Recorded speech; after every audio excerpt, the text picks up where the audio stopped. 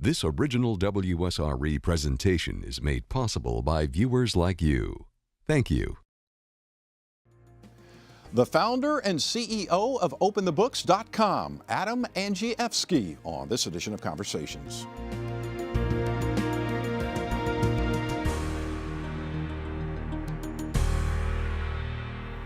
From Washington, D.C. to your hometown, Adam Andrzejewski wants transparency.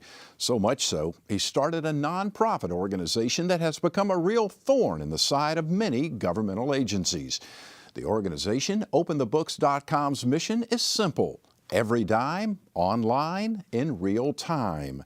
Since 2011, OpenTheBooks.com's research has turned up numerous accounts of your tax dollars working against you. The results of Andrzejewski's discoveries have been featured in major electronic and print media outlets. We're glad to have Adam Andrzejewski on this edition of Conversations. Thank you for joining us. Well, it's great to be on the program. Thanks for your interest in our work. You bet, you bet. How did this all come about, OpenTheBooks.com? So, I'm from Illinois, Okay. and it's the Super Bowl of corruption.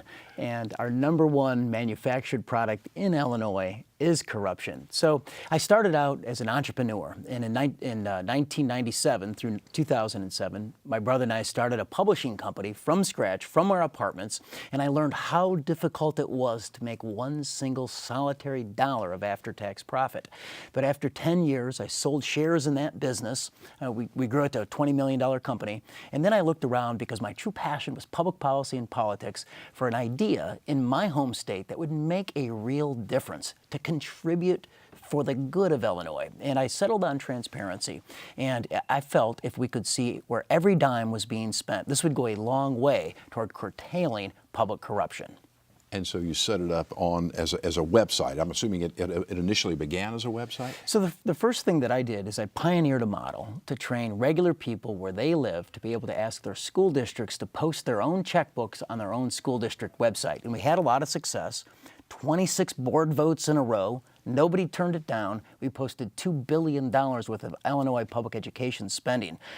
Then I turned around and ran for governor. Okay. I lost the race in the Republican primary, but then it galvanized our mission. I ran on transparency, every dime online in real time, and forensic auditing, and that's now at OpenTheBooks.com what we're bringing forward. Now, how do you get that information? Because I went through the website, obviously there is a lot of information on there. We file Freedom of Information Act requests, 60,000 of them a year. So it is the good machine. We have built a machine to file these Freedom of Information Act requests, accept the production, map the production. First, you got to break open those files. Then we upload it to our website. And we have a free app for Apple and Android. It's award-winning, and you can see all of our spending, all federal, state, and local spending that we have captured in that app or on our website at OpenTheBooks.com. Okay, so once you bring the information in, so you're actually electronically disseminating it? Is that right, how you're breaking it down? Right, we're a public charity. So we capture the spending, then we open the books for everybody. Okay. Everybody, watchdogs, okay. Regular taxpayers, citizens, journalists, regional, national news media. Okay. And then we not only do we open the books, we audit them. Okay. And our audits make national news. Okay. Now, for the consumer, it's absolutely free. Is that correct? Right. You can come to OpenTheBooks.com after 5 searches. It's always free. After 5 searches, there's a zip code and email wall. So you just input your zip code, your email, and then you can search for free on our website. Okay. And so how do you finance to keep this thing going? It's all donors. So okay. Just through the generosity of the American people, foundations, it's tax deductible, the donation to the fullest extent of the law. Okay, very good. What kind of initial response did you get as you started opening up some of these books, if you will, particularly from politicians? Well, we started in Illinois. So the first thing that we did in 2011, in the fall of 2011, we posted online nearly every single public employee with their salary and the retired ones with their pensions. And one of the first things that we saw was a school district treasurer whose salary in 1 year went from $164,000 to $296,000. The citizens in his district knew that wasn't right, but it was in Cook County. That's where Chicago's located, and the local prosecutor in Cook County can't historically find public corruption anywhere. But even in Cook County, because the citizens made such a fuss, eventually he was indicted for stealing up to $1.5 million over a 20-year period, and he was sentenced to 8 years in jail. The treasurer. That's right. And why the big jump in his salary? Was that to pad for a pension or something? He was cashing in on his own without board approval, vacation time, sick time, and all sorts of other benefits. Wow. What was your next big discovery after that one? So in 2014, so we advocate at openthebooks.com that regular people, we give them the tools on the website, we show you the spending, and you have questions about that spending. And we suggest that you take those questions to the public official or elected official. When I did this at my local junior college, the College of DuPage in DuPage County, Illinois, it's the second largest college in Illinois. It's got about 26,000 students that go there. When I did that, we found that they weren't transparent. They had claimed they were being transparent with every dime of spending, but we found $100 million over a 6-year period that wasn't disclosed. And you can only imagine what we found in there. We actually found that they built an upscale French restaurant, including a world-class wine cellar. They hired a French sommelier, and then they billed off up to $300,000 for the executives of the school on fine dining parties, creme brulee, filet mignon, and eventually the president of the school, the treasurer, the comptroller of the school, they were all fired, a new board was elected, and property taxes and student tuition were cut. And this is all at a junior college. At a junior college. We also found that in that $100 million, it was called an imprest account, only the president of the school, the chairman of the board, and the accounting staff knew the details. But we found in there that the chief radio station engineer of the school was trading with his own with a company that he owned, unbeknownst to the school. When we sent this over to the Chicago Tribune, it played twice on the front page. The radio station engineer was indicted, and last fall he was sentenced to restitution of $400,000 and a 9-year jail sentence. Wow. How do these things get so far down the line? Aren't there auditors that should be looking at this? Well, that was always our point, but the auditors, they want public accounting business. And so what we find is that the citizens need to start taking a look at these things, asking questions, demanding answers, and holding the political class in both parties accountable for their tax and spend decisions. I was going to say, you're a bipartisan organization, is that correct? Right. Okay, so you don't care if they're Democrats or Republicans or whatever the case may be. Right. Okay. We've oftentimes said, if you're not suing, you're not serious, and we'll sue them in either party, and we've sued them successfully in either party to open the books. And I know we were talking off camera a little bit. You said that you kind of had some interesting, shall we say, feedback in social media after President Trump was elected. So tell me that story. So we do oversight reports at the federal level on a quarterly basis. So looking at a tranche of federal data and then showcasing what we find on a deep, what we call a forensic audit of that spending. At the start of the year, we opened the books on the swamp that Trump inherited. So we literally mapped the 2 million federal civil service employees, what's commonly known as the bureaucracy. We mapped them by employer zip code. So who by name earns how much in what job title, working for which agency, and how much money they make on compensation of salary and bonus. And we put that on an interactive map. We broke it in a primetime Laura Ingraham Angle show on the Fox News Channel. Over 1 million searches for pay and bonuses have been rendered on that map. On our Facebook page, we have about 145,000 people. Folks in the middle, and some in the middle, and definitely on the center left, they reacted a certain way. Trump supporters reacted the other way to that.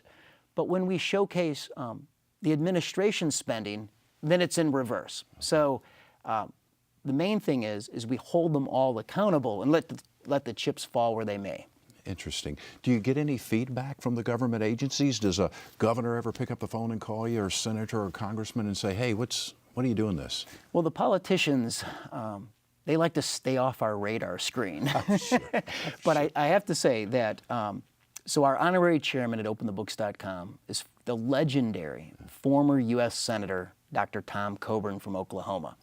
And Coburn and I, in the summer of 2016, we penned an editorial that was showcased at the Wall Street Journal in a premium placement, and it was, "Why Does the IRS Need Guns?" We showcased the fact that the federal agencies on guns, ammunition, and military-style equipment were arming up. In fact, the two major findings of the report, one, that there were more federal bureaucrats with guns at 200,000 than there are United States Marines at 182,000, and the second finding was that 67 federal agencies spent $1.4 billion on guns, ammunition, and military-style equipment over a 7-year period.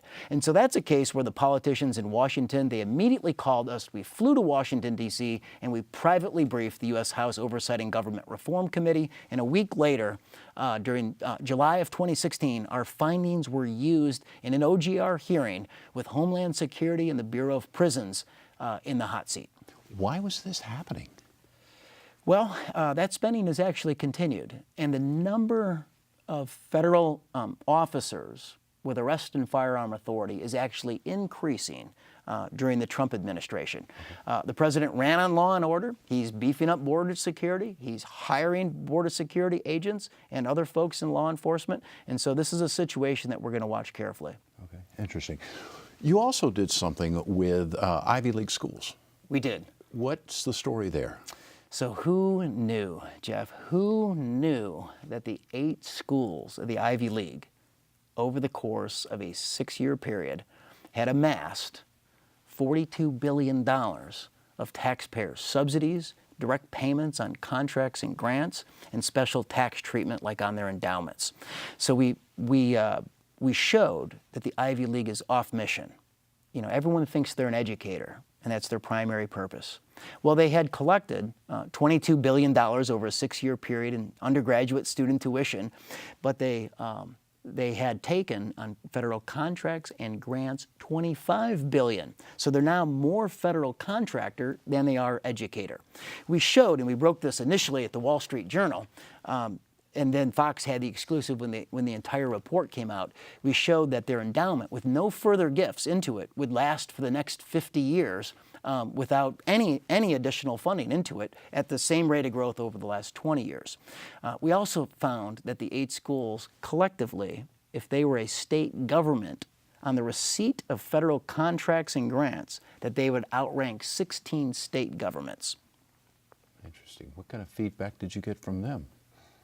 They remained quiet on this, and that's what we have found, that when you have a very good report with hard facts right on the issue, the folks that you write about, they want to ignore it and they don't respond. But House Ways and Means held hearings on this, and eventually into the tax reform package that passed Congress last December, there's a brand new 1.4% basically an income tax hike on the gains of their endowment, and that's a new tax for the Ivy League. Interesting. You also did some stuff on folks who are getting agricultural subsidies that are questionable, I guess? So our first report ever, back in 2014, we took a look at the Department of Agriculture and their program of farm subsidies, specifically into America's urban areas where there are no farms, like Midtown Manhattan in New York City and Chicago, Illinois, and Washington, D.C. in the Beltway, where he found tens of millions of dollars worth of federal farm subsidies flowing. So like in New York City. Let me start. So going into the heart of Chicago and New York City, farms, not just because they owned a farm in Moline, Illinois, right? But because of supposedly some property in the city? Is that what you're saying? Well, these are gentlemen's farmers, okay. And the farm subsidy has grown so lucrative that it's a part of the return on investment when you buy a farm piece of property. So it's an investment play, and that's what we showed. For example, it is so prevalent that Illinois has 1,200 communities, municipalities, and Chicago ranks 7th out of 1,200 cities and villages in Illinois on the receipt of farm subsidies. That's how much money's flowing in there.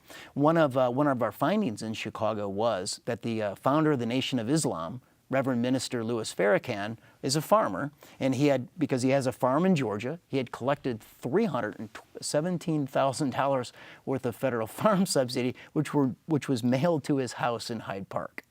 Interesting. So just to give people kind of a better idea how that works, let's just say you and I, we decide we're going to go out and we're going to buy a couple of thousand acres of farmland in Illinois, and we may never crank a tractor, we may never do anything as far as we're concerned, but we're still getting farm subsidies. Right, you'll hire a farm manager hired out to farm your ground, but you'll receive those farm subsidies as a return on the investment of owning that land. And would it be fair to say that a lot of the American public believes that those farm subsidies are going to help keep the family farm alive? Yes, that's the purpose, and the second purpose of the farm subsidy was to preserve the national food supply. We've moved a long ways since those two original purposes. It's so lucrative, it now forms an ROI on an investment piece of property. Interesting. And what do you find the politicians say about that? Well, we issued this report 4 years ago, 1 month before they redid the Farm Bill. And there was just not enough reform there. They actually made it less transparent. They beefed up the insurance payments, which are not transparent, and they did scale back the transparent farm subsidy program. So now they've just transferred the dollars into an area, insurance, that we can't see. So it got more opaque, unfortunately. So this is clearly one of those situations where you have some people over here who have the true family farm who are in need of this, and then you have some other folks over here who are just using it strictly as a business ploy, I guess, or an investment. Right, and when you talk to farmers, on my mother's side, since 1844 in Illinois, we've owned the family farm for 8 generations. And my uncles still own the piece of property. Nearly every single farmer would like a world where there isn't a government subsidy for their industry. However, how do you unwind it? Everything is now built on it. All the implements, the price of your ground, everything that you do within the industry is built on the subsidy. It's very difficult to unwind. And to be fair, if I'm a businessman and I've invested in this farm, I could always say, well, hey, I'm still putting my money at risk, and I'm farming and I'm producing food for the country, and so what's wrong with me getting them? Right. See, but what's the public purpose? To compel working and middle-class taxpayers to fund that farm subsidy, right. And we're getting less and less of a compelling reason. Interesting. So I guess if we were going to compare it like that, I guess it would really be no different if I'm going to invest in that like a business that if I went out here and invested in a hardware store and was subsidized. Is that Correct. What you're saying? Is that an accurate? Absolutely. Okay, right. Very good. How did you start to expand outside of, obviously you started in Illinois and then obviously the federal government, but how did you start to expand outside and start to get into some of the local communities? Well, I'm an entrepreneur, so we built everything scalable. So starting in Illinois, we built a platform at openthebooks.com scalable so we could actually do the entire country.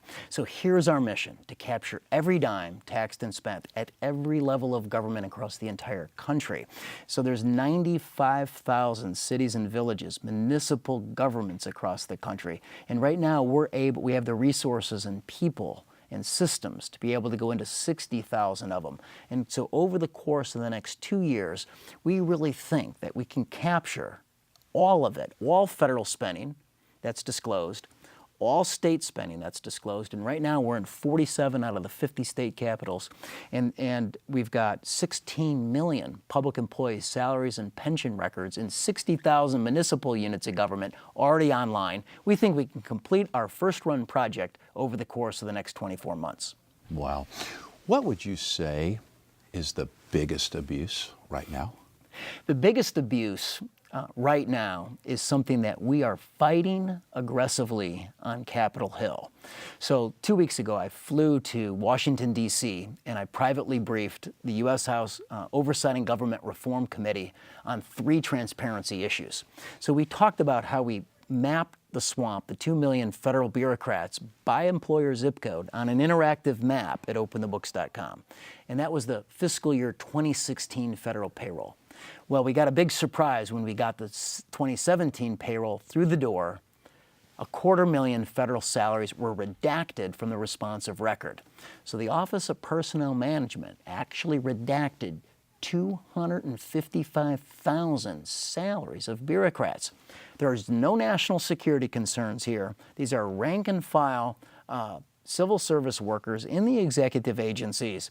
And we estimate that it's now $20 billion worth of payroll that's been redacted, and we can't see it any longer. It's just disappeared from the responsive record. So we're aggressively fighting that in real time.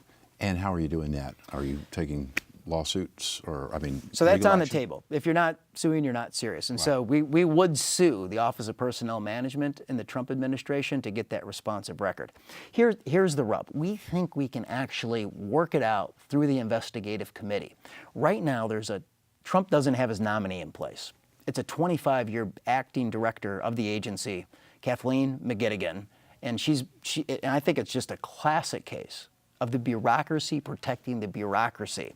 And so there's a 7-page oversight letter that the committee wrote to McGettigan asking all the right questions. How can these salaries be redacted? You see, Jeff, since 2007, we've captured this record.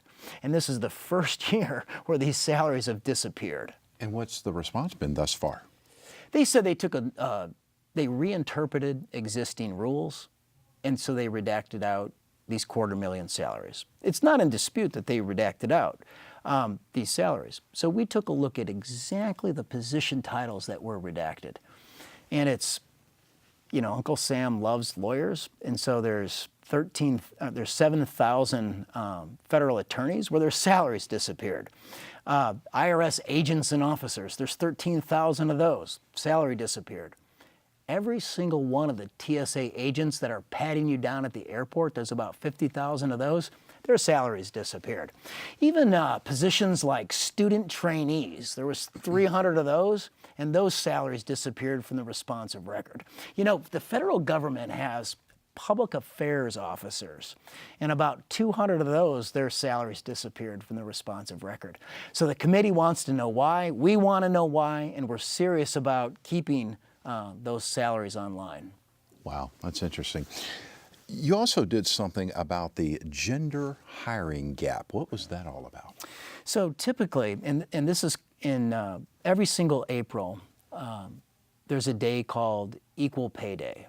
And typically the politicians get in front of cameras and castigate the private sector for paying men supposedly more than women.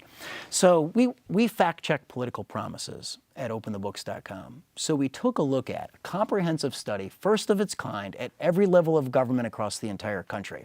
So we took a look at the 25 largest federal agencies on their top 500 most highly compensated employees. And we said, how many are men, how many are women? Well, at the VA, it's 90-10, men to women. In fact, there was only one agency, HHS, Health and Human Services, where in the top 500 of their most highly compensated employees, women outranked men. At the federal HR, the Human Resource Division, the Office of Personnel Management, they were actually 50-50. So they knew how to do it. The other 23 agencies were skewed in the executive positions 2-to-1 men to women. Now, that was after 8 years of the Obama administration. Then we took a look at the top 1,000 most highly compensated congressional staffers, 2-to-1 men versus women. We found it's a man's world in government, even at the state level. We took a look at the 5 most populous states, Florida, Texas, New York, California, and Illinois. And it was actually worse in the states. It's about 3-to-1. Men versus women in the most highly compensated executive positions in government. Then we took a look at the big cities like New York City. Out of the top 200 most highly compensated employees in New York City, Bill de Blasio's administration, there are 3 women and 197 men. I mean, we were quite frankly blown away by these study findings. In about, because I'm getting short on time, in about a minute or to 2 minutes, tell me, because I want to touch on this, the VA and luxury art. What was that story? So this might be one of our most impactful oversight reports. And many watching the program will remember the VA scandal that actually continues to this day, where sick veterans can't get in to see a doctor because the VA has historically said they didn't have the money to hire enough doctors.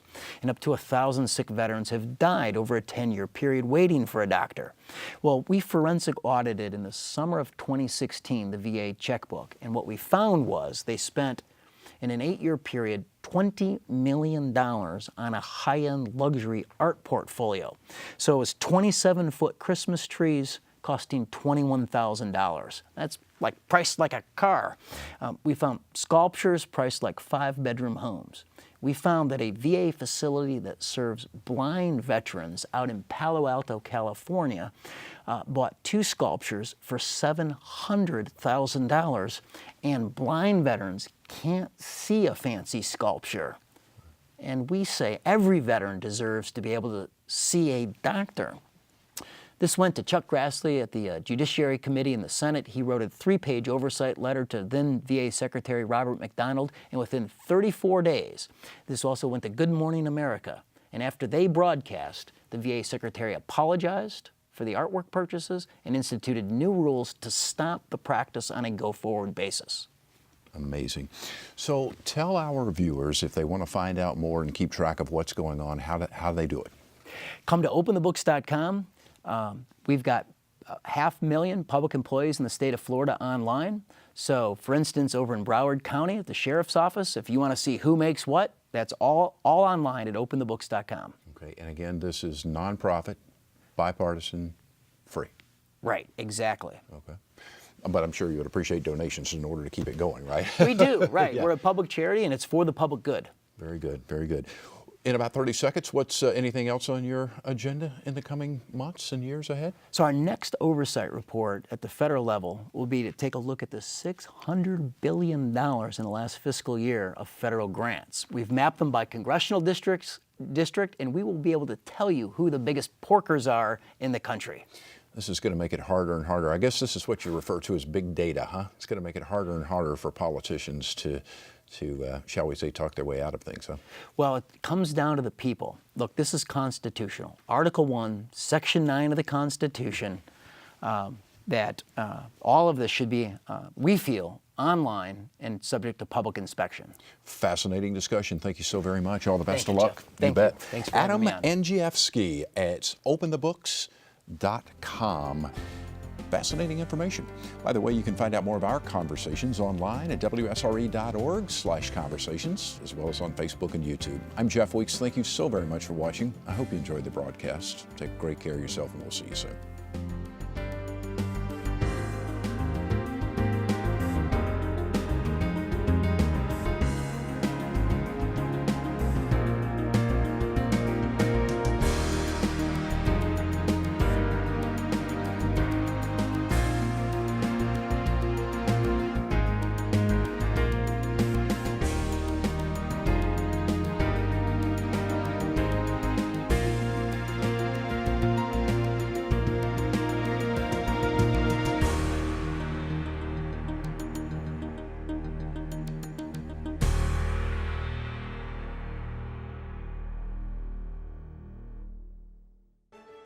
Support for this program is provided in part by Gulf Power, a Southern company, and by viewers like you.